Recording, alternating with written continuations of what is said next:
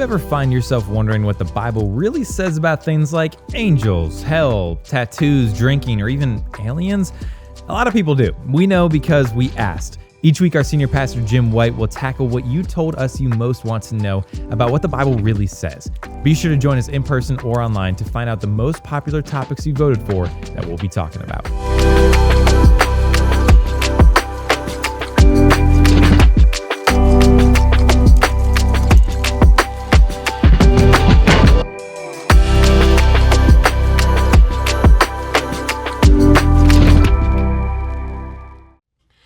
Well, hey everyone, welcome to Meck's online campus. Before we get started, I just want to say thank you so much for your support of the hygiene drive that we have been in, that is bringing together all kinds of things for our unhoused neighbors. And then we're distributing them and working with one of our Missions 2.0 partners, Hope Vibes, who have a mobile car tank type of operation where people who are unhoused neighbors can take showers and wash clothes and things, and we have a hygiene drive for them every year, and so you have really outdone yourselves. We're just blown away by your support and your generosity. We're not able to accept anymore after this, at this point, but I wanted to thank you for your support of it, and all that was dropped off to the church or sent by the church, or all the different ways that we made it available to you online and in person. So, thank you. We are in a series called What Does the Bible Really Say About? And then we let you fill in the gap. Through our various social media platforms, we asked you to submit what you would most like to hear talked about in a series with that name. So we have been tackling the 5 most requested issues that you submitted, working our way from number 5 to number 1. And we're only unveiling what those 5 are as we get to them, meaning we've been forcing you to dial in every week to find out what is next on the list.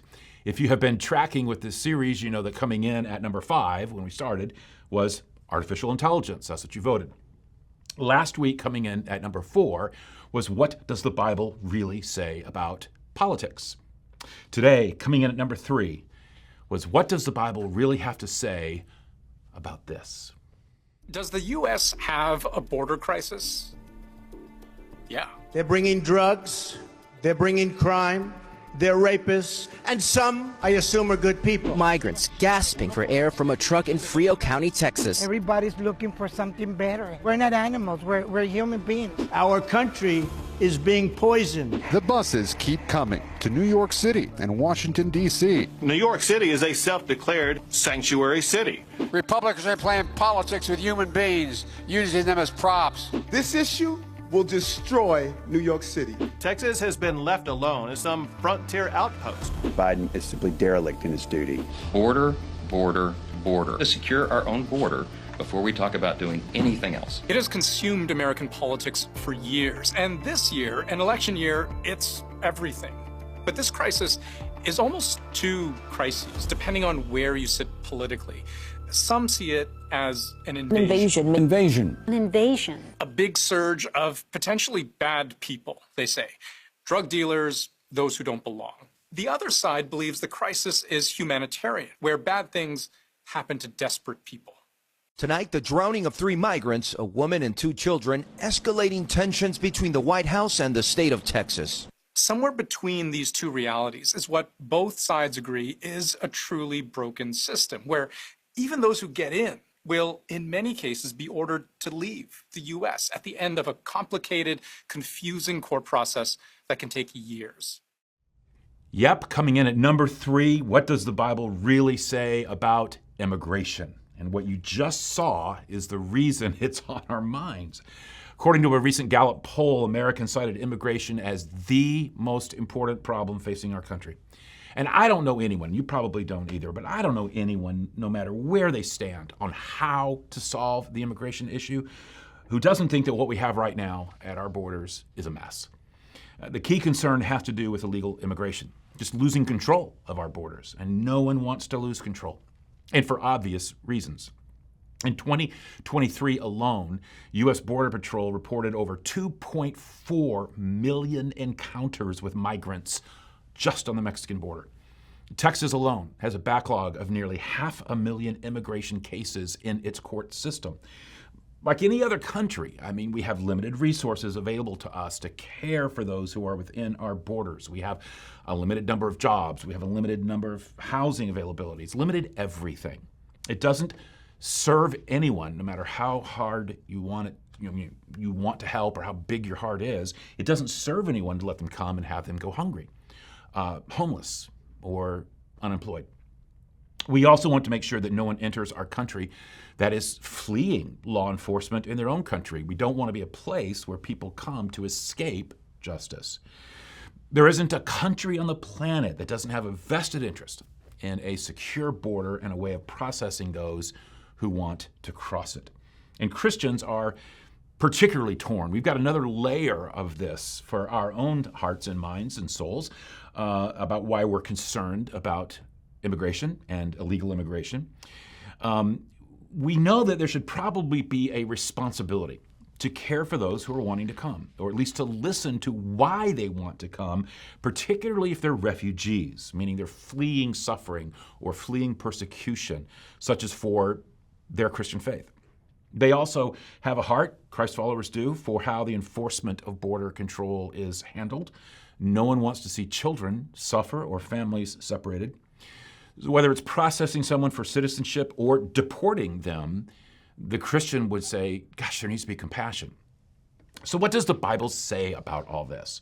Because this issue is about more than a border. Immigration is a multifaceted challenge, and the issues go far beyond just security. It's not just about, okay, are we going to be kind and let everybody in, or are we going to be mean and kick everybody out? A little more complex.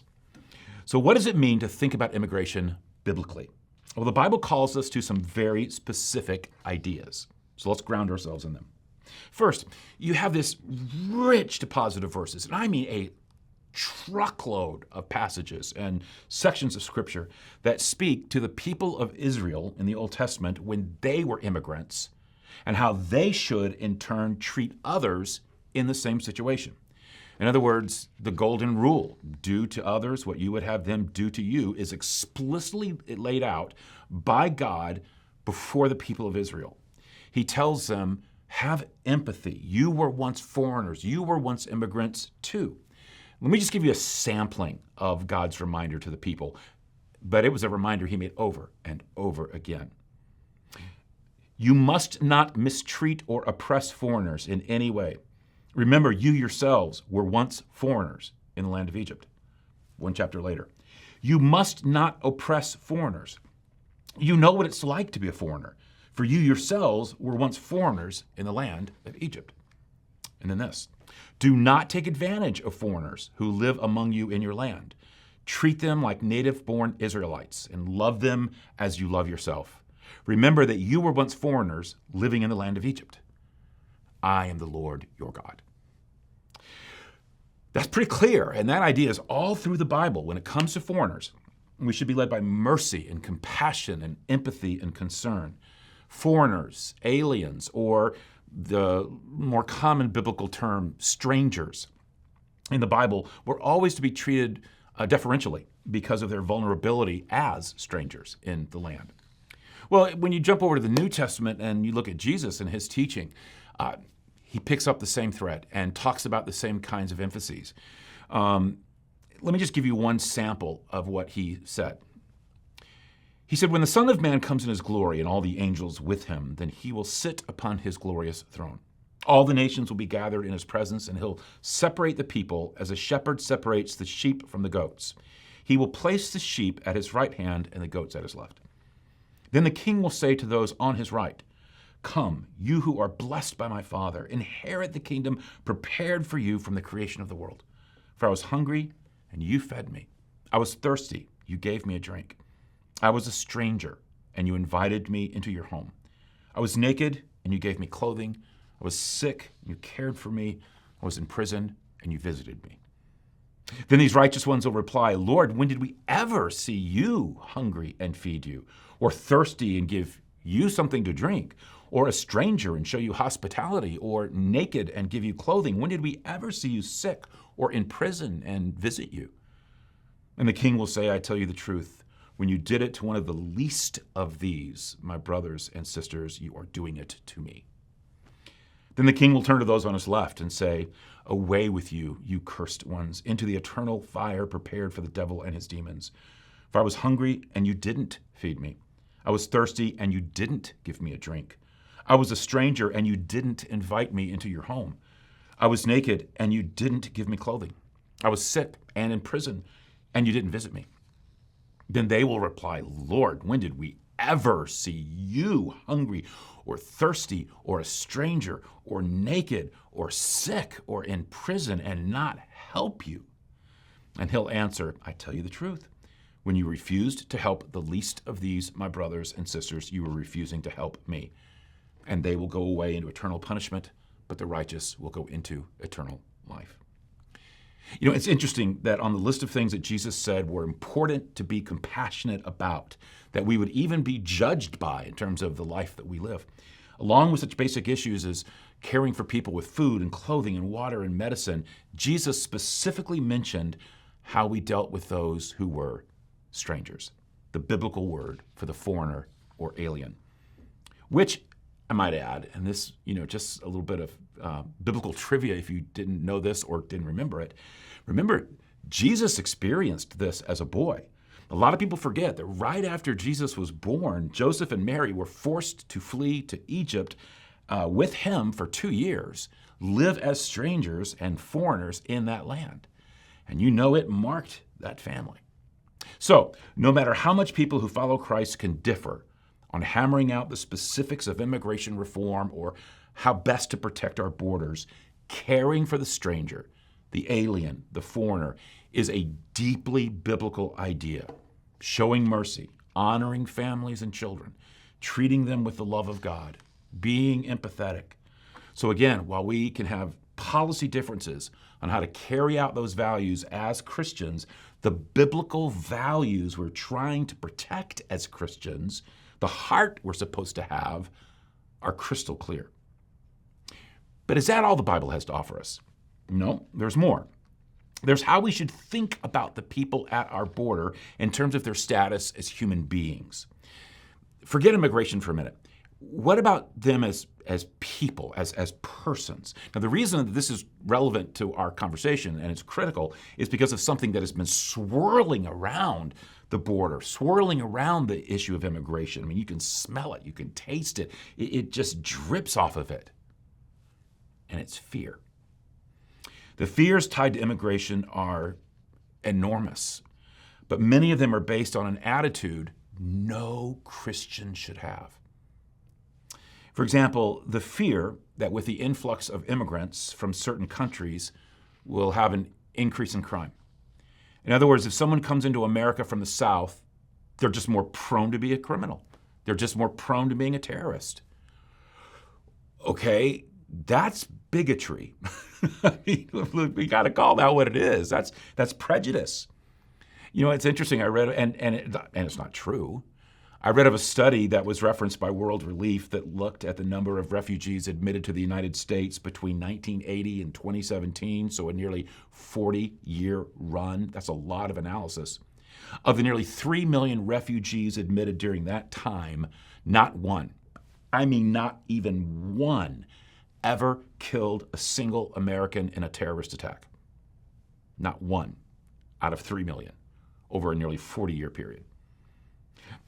No Christian should be a bigot.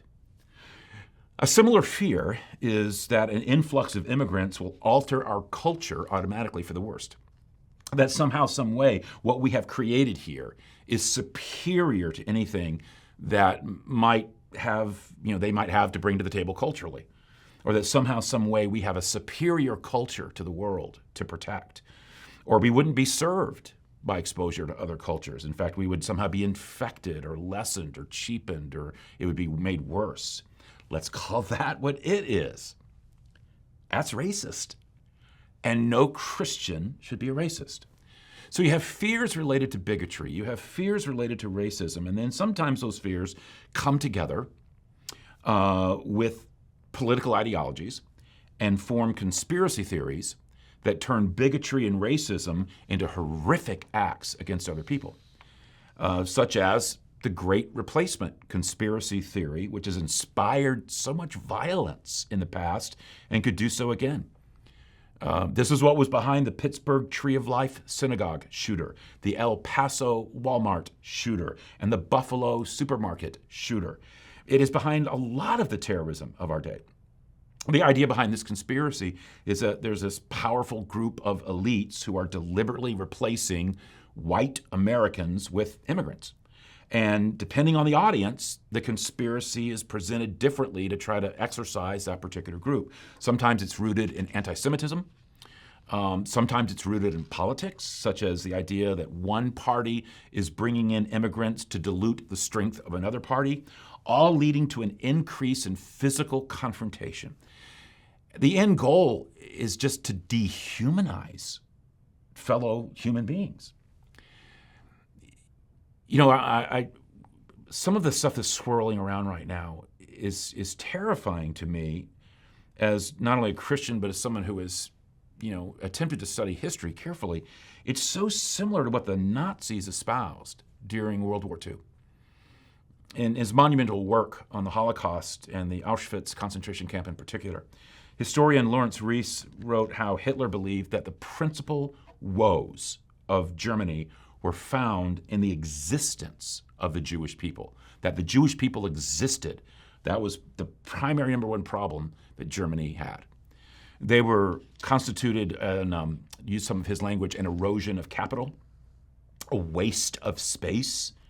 And from this, the removal of what was deemed life unworthy of life was elevated to the highest duty of medicine. One Nazi doctor said, and let me just quote him here.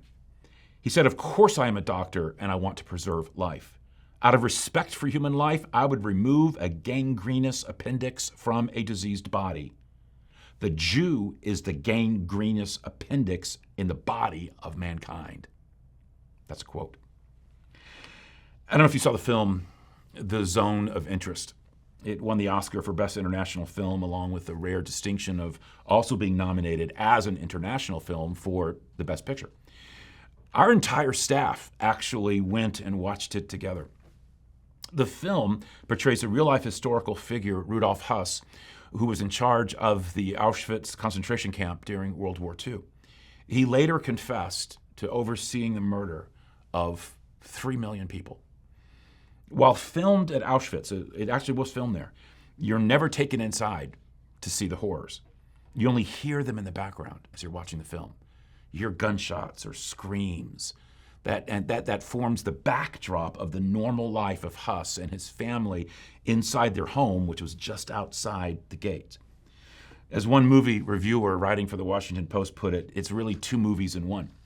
There's the film that the audience sees on screen, which is a domestic drama filled with children and gardens and picnics and daily rituals. Then there's the movie that you can't help but have conjured in your mind with images of emaciated bodies and shaved heads and anguished screams barely audible above the clinking teacups and cooing babies. Rather than diminishing the horror, it adds to it. Rarely has there been a film that so powerfully portrays how sin and evil can reside in human life without even blushing. You know, it's interesting, a lot of films, when they portray horror, it's almost like they feel like they have to explain it away. They have to show in the person maybe a dysfunctional childhood or some scarring event or some mistreatment or some abuse. There's almost a need to say, here's why this person did horrible things. The Zone of Interest doesn't delve into that at all. Instead, it just portrays the deep theological truth that we do sinful things because we are sinful. And how? Often by dehumanizing others and then compartmentalizing our actions against them. So it's almost like we feel within ourselves that we've done nothing wrong. Hence the title of the movie itself, The Zone of Interest. That was the antiseptic term the Nazis used for Auschwitz. They didn't want to call it what it was, death camp of nightmarish horror. But they just called it a zone of interest, because to them, the people inside were not even persons. And my fear is we're starting to do just that, or at least pockets of our world are.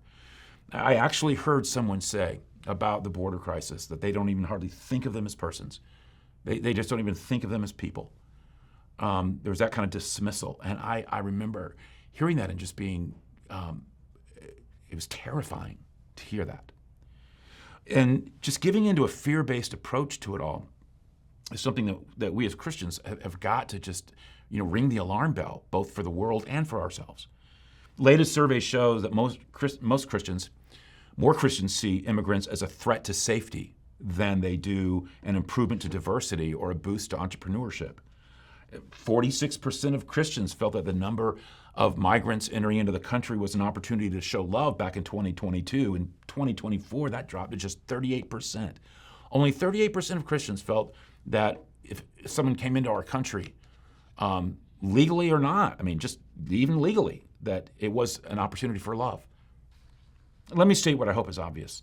If you give in to fear and you develop a mentality that you're under siege, you're going to give in to an anything goes mentality. When fear rules, then what you fear, defeating it, avoiding it, getting rid of it, becomes all that matters, which can lead to nightmarish scenarios like the Jews under Nazi Germany. And the irony is that if anyone should be above fear, free of fear, unruled by fear, it's a follower of Christ. I don't know if you know this, the words fear not in one form or another are listed 365 times in the Bible, one for each day of the year. Coincidence? Let me give you a taste. Don't be afraid, for I am with you. Don't be discouraged, for I am your God. I will strengthen you and help you. I will hold you up with my victorious right hand. For God has not given us a spirit of fear and timidity, but of power, love, self-discipline. Such love has no fear, because perfect love expels all fear. If we're afraid, it is for fear of punishment, and this shows that we have not fully experienced his perfect love. I prayed to the Lord, and he answered me. He freed me from all my fears. This is my command. Be strong and courageous. Do not be afraid or discouraged, for the Lord your God is with you wherever you go. Fearing people is a dangerous trap, but trusting the Lord means safety. Over and over again, 365 times, as in maybe we are supposed to be reminded of it daily. Which brings us to one last word from the Bible, the foundation of it all. No matter who is a citizen of the United States or not, who is here legally or not, who is inside our borders or outside our borders, we all have one thing in common.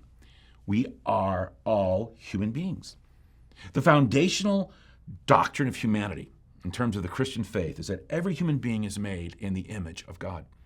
We talked about this just a few weeks ago when we kicked off this series. We talked about artificial intelligence and what makes a human, and we read these words from Genesis. So God created human beings in his own image. In the image of God, he created them. To be made in the image of God means that when God made us, he put something of himself in us. He gave us a spark of the eternal, a portion of the divine. He gave us a soul. And that soul is what allows us to do what only humans can do, which is to be in a relationship with the living God. This is decisive to who and what we are. Nothing else in all of creation carries the standing or holds the position of bearing the image of God. Not plants, not animals, not reptiles, not insects, not fish, not birds. When it comes to humans, we alone were made in the image of God, with a soul, able to respond to and relate to the living God. And that's why every single human being, every single one, has absolutely incalculable value. They are image bearers. It doesn't matter what color their skin is. It doesn't matter how much money they make. It doesn't matter where they live in the world or the state of their mental or physical capability. Every human being is of incalculable value and significance because they were made in the image of God.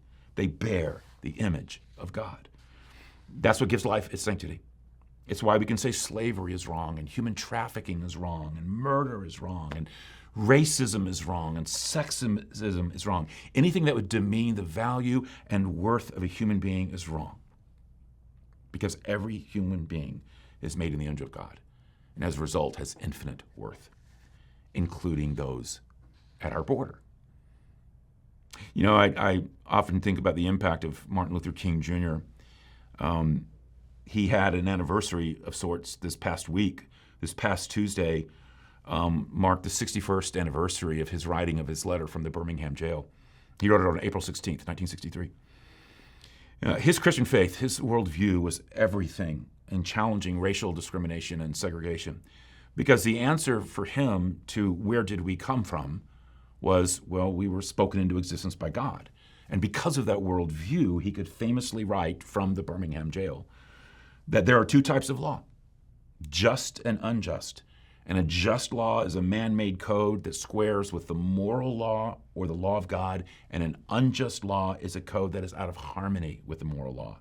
And from that, he could conclude that all segregation statutes are unjust. King laid claim to a law above man's law. No other worldview would have given King the basis for such a claim. We need to have that thinking as we think about this crisis. All of us are made in the image of God.